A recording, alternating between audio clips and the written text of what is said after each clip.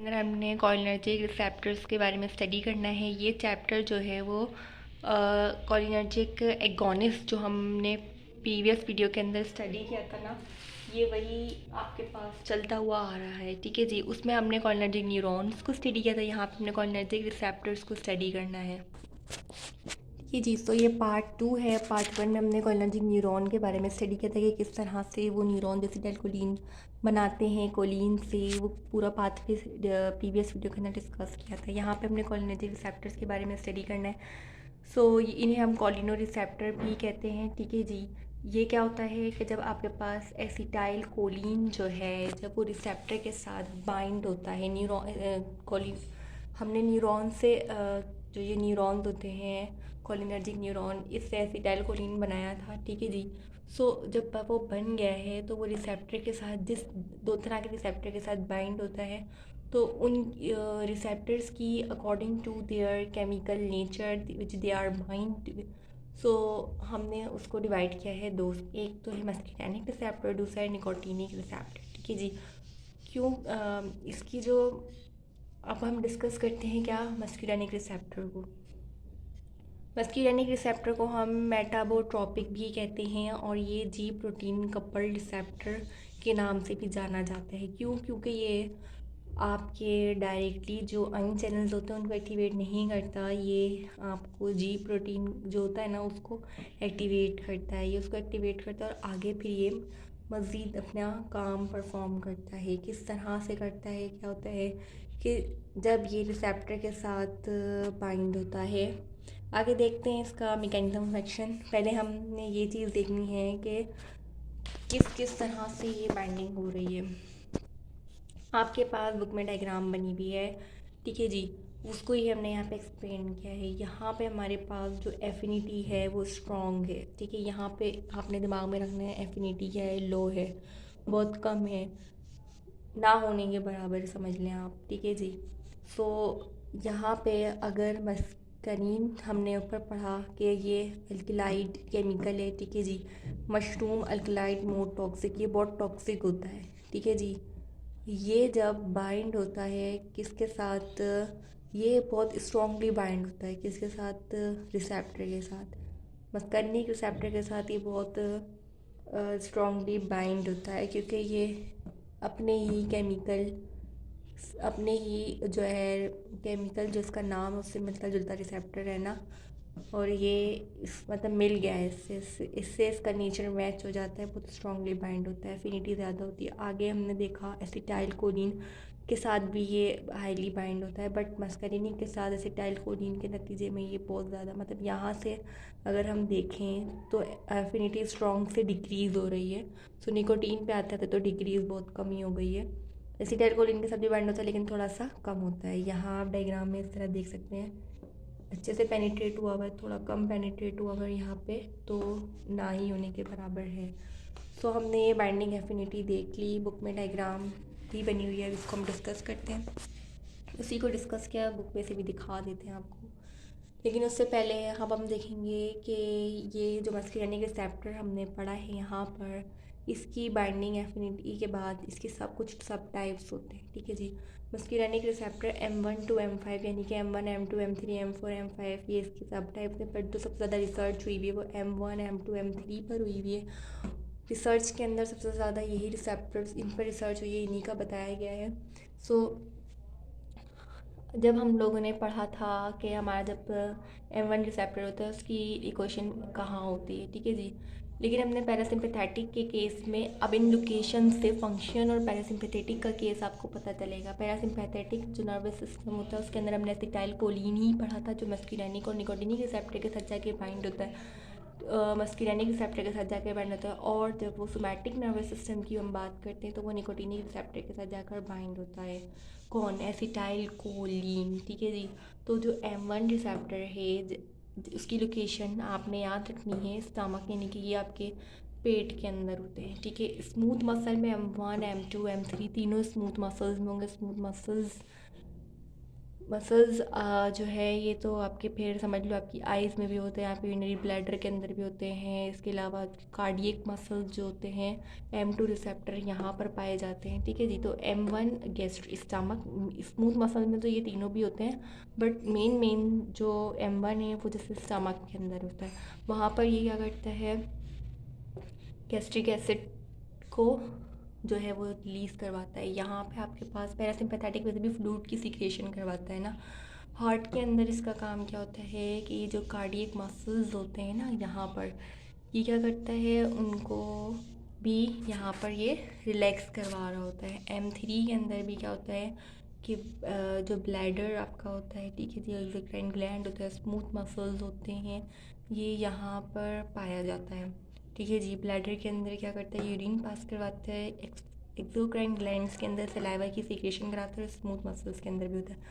तो जो आपके स्मूथ मसल्स आम तौर पे जब ये जो स्मूथ मसल्स होते हैं ये बहुत स्लो इनकी एक्टिविटी होती है बट कंटिन्यूस होती है। लाइक जब आप डाइजेशन करते हो ना, तो जो पेरिस्टालसिस होती है, जो आपकी कॉन्ट्रैक्शन जो हो रही होती है, जिससे फिर क्या होता है कि खाना आपके मतलब डाइजेस्ट होता है और फिर वो बॉडी से बाहर जाता है, ठीक है जी, एक्सक्रीशन होती है। तो ये उसमें हेल्प करने में बहुत स्मूथ मसल्स, हम बार बार इसलिए कह रहे हैं, यहाँ पे उसका बहुत बड़ा रोल होता है, ठीक है जी। और यूरिन के अंदर जो डेक्सट्रूसर मसल होता है आपका, जब वो कॉन्ट्रैक्ट होता है तो फ्लूइड पास होता है, मतलब पैरासिम्पैथेटिक नर्वस सिस्टम जो है ना आपका, ये बहुत मेन रोल प्ले कर रहा है रेस्ट वाली हालत में, डाइजेशन वाली हालत के अंदर, ठीक है जी, मसल्स को कॉन्ट्रैक्ट करने में। और अगर तो जो है भाई आपका क्या है, कौन सी कंडीशन आ गई है, एक बहुत ज़्यादा एक टेंशन वाली कंडीशन आ गई है, तो उसमें ये क्या करते हैं, अगर स्मूथ मसल्स आपके क्या कॉन्ट्रैक्ट हुए तो उनको रिलैक्स करते हैं ताकि आपका हार्ट रेट कम हो जाए, ठीक है जी। तो पैरासिम्पैथेटिक नर्वस सिस्टम इस तरह से इन्वॉल्व हुआ हुआ है। फिर आगे हमने मैकेनिज्म ऑफ एक्शन देखना है कि M1 और M3 जो हैं वो कॉन्ट्रैक्शन के अंदर होते हैं, ठीक है जी। ये फॉस्फोलाइपेज C आपका जो इफेक्टर ऑर्गन है, जब ये रिसेप्टर के साथ बाइंड हो गए तो जो इफेक्टर ऑर्गन है उसमें क्या करते हैं, ये M1 और M3 रिसेप्टर के साथ जाके बाइंड होते हैं, ठीक है जी। वहाँ पे M1 M3 रिसेप्टर हमने देख लिया कहाँ कहाँ होते हैं, ये वाला ब्लैडर में होता है और ये वाला जो होता है वो आपके गैस्ट्रिक स्टमक यानी कि पेट में होता है। तो क्या होता है कि वहाँ पे वहाँ के जो सेल्स हैं वहाँ पे क्या अपना परफॉर्म करेंगे एक्शन, ऑर्गन तक जाता है ना पोस्ट एंजियोनिक फाइबर, वहाँ पे जाने के बाद एसिटाइलकोलिन जब बाइंड होगी रिसेप्टर के साथ, अब क्या होगा कि फॉस्फोलाइपेज C जो है वो एक्टिवेट होगा, क्योंकि हमने पढ़ा था ये जी प्रोटीन कपल्ड रिसेप्टर्स है, ये उसके साथ बाइंड होकर अपना फंक्शन परफॉर्म करते हैं। तो फॉस्फोलाइपेज C जो है वो एक्टिवेट होगा, वो आगे जो है क्या करता है, फिर डायरेक्टली आयंस को अंदर नहीं आने देते, ये इस तरह से एक्टिवेशन करवाते हैं। और आगे ये जब जी प्रोटीन कपल्ड रिसेप्टर होता है ना, उसके साथ जब बाइंड होते हैं तो M2 रिसेप्टर जो आपके कहाँ पर होता है, अभी हमने देखा था कार्डियक मसल में और स्मूथ मसल में होता है ना, ये क्या करता है, ये पोटेशियम को इनहिबिट करता है अंदर, मतलब सेल के अंदर पोटेशियम का रास्ता बंद कर देता है, जिससे क्या होता है उसका जो ओपन होता है उसको इनहिबिट करता है पोटेशियम चैनल का, ठीक है जी। पोटेशियम बाहर जाता है और हार्ट रेट कम होता है, कॉन्ट्रैक्शन कम होती है। यहाँ पे ये आइनोसिटोल ट्राइफॉस्फेट और डायएथाइल ग्लिसरॉल ये दोनों पाथवेज बनाते हैं, इससे क्या होता है, ये कैल्शियम आपकी बॉडी के अंदर आता है, ठीक है जी। तो M1 M3 कॉन्ट्रैक्शन में हेल्प करते हैं, ठीक है। किसकी कॉन्ट्रैक्शन में, गैस्ट्रिक की, स्टमक की, और M3 यानी कि ब्लैडर की कॉन्ट्रैक्शन, जिससे क्या होता है कि यूरिन पास होता है और इसके अलावा जो स्टमक का जो फंक्शन होता है वो परफॉर्म कर रहा होता है, उससे कॉन्ट्रैक्ट कर रहा होता है। यहाँ पे हार्ट को रिलैक्स करने का काम एडिनाइल साइक्लेज को इनहिबिट कर कर पोटेशियम को बाहर निकाल के हार्ट को रिलैक्स करने का काम यहाँ पर M2 रिसेप्टर परफॉर्म करता है। यहाँ पे एक ड्रग जैसे बताई गई है कि अगर एगोनिस्ट यानी कि जो एसिटाइलकोलिन की तरह काम करती है, पिलोकार्पिन मस्कुलिनिक एगोनिस्ट के तौर पे यहाँ पे ये बताई गई है। और इसका कुछ यूज़ भी बताया गया है कि ज़ीरोस्टोमा और ग्लूकोमा को ट्रीट करने के लिए, ज़ीरोस्टोमिया ग्लूकोमा को ट्रीट करने के लिए यूज़ की जाती है। ज़ीरोस्टोमिया क्या है, ये ड्राई माउथ वाली कंडीशन है, माउथ बहुत ज़्यादा ड्राई हो जाता है, अभी हमने ये पढ़ा था कि M3 रिसेप्टर आपके एक्सोक्राइन ग्लैंड के अंदर भी होते हैं। तो ग्लैंड्स को ये क्या करते हैं, कॉन्ट्रैक्ट करते हैं ताकि वहाँ से फ्लूइड बाहर आए। उससे क्या होगा, सलाइवा की सीक्रेशन होगी, तो आपका ड्राई माउथ ट्रीट हो जाएगा। तो इस तरह से देखेंगे होता है। अब यहाँ पे याद करने के लिए क्या बताया गया है कि कैल्शियम और पोटेशियम के बारे में बताया गया है कि जब कैल्शियम कैसे काम करते हैं, स्विच ऑन की तरह काम करता है, वर्क स्टार्ट हो जाता है, कॉन्ट्रैक्शन कराता है, सारे एक्शंस परफॉर्म करते हैं। पोटेशियम कैसे काम करता है, वर्क को स्लो करता है, स्विच ऑफ हो जाता है। ठीक है जी। अब हम बात करते हैं निकोटीनिक रिसेप्टर की, जिसको हम आइनोट्रोपिक कहते हैं, ligand gated channels, ion channels भी कहते हैं। इसकी affinity as compare to acetylcholine muscarinic से तो बहुत कम होती है। ठीक है जी। एसिटाइल कोलिन पे निकोटीनिक के मतलब निकोटीन से सबसे ज़्यादा होती है, सबसे ज़्यादा हाईली बाउंड होता है। ठीक है जी। यहाँ मोर एफिनिटी है, यहाँ पे लो एफिनिटी है। एसिटाइल कोलिन से इसके मुकाबले में थोड़ा कम, और मस्क्यूरेनिक से तो ना होने के बराबर। ठीक है जी।